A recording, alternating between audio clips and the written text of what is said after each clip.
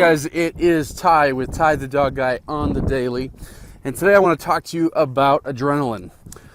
Now, I'm not going to start off by telling you what adrenaline is on like a chemical level. I'm not, this is not a science talk. What this is talking about how adrenaline affects your dog and your dog's behavior. So if you're watching the video part of the podcast now, you can see my dog here. She's just kind of wandering around. Is there adrenaline in her system? Sure. To a degree, she's wandering around, having a little bit of fun, sniffing. But let's say here in a moment, we're to see some birds go off. Her adrenaline will jump pretty quick, and she'll probably chase them. She likes to chase birds around. And I allow it because it doesn't bother me, and I can call her back. But adrenaline is something that, folks kind of get it when we talk about it. Oftentimes when we're talking about adrenaline, people picture adrenaline junkies, guys or gals that like to climb rocks and jump out of airplanes and do other adrenaline type things. But with our dogs, adrenaline can often be our enemy. And what I mean by that is when adrenaline goes up, it often causes dogs to make bad decisions. Oh, caught you mid-pee there, little girl. Sorry, if you're just listening to the podcast portion, Chocolate Chip, my dog here, just went to the bathroom. But anyways, so like I say, adrenaline is the cause of so many of the issues that we have.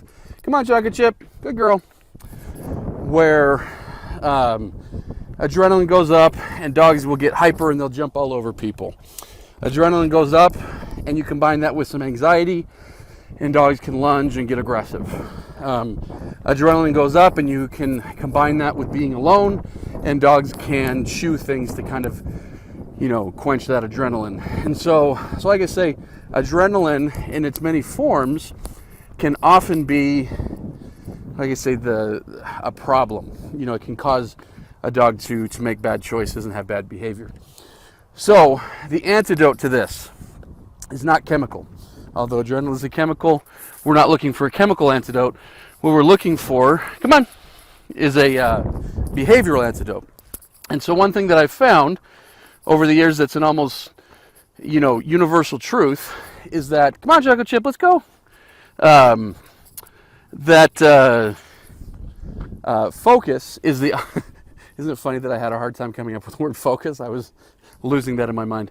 But focus is like the opposite of adrenaline. When dogs have focus on a person or on a command, it doesn't allow them to also be focused, to be adrenalized. And so oftentimes a recall can overcome adrenaline. Oftentimes, a downstay where the dog has to focus on a command can overcome adrenaline. But like I say, regardless of where the adrenaline's coming from, if we can get focus and adrenaline are mortal enemies. And so if you have adrenaline, likely you don't have focus. If you have focus, likely you don't have adrenaline, or at least not, unsafe levels of it. So the question to be asking yourself is, am I dealing with some, adrenaline problems?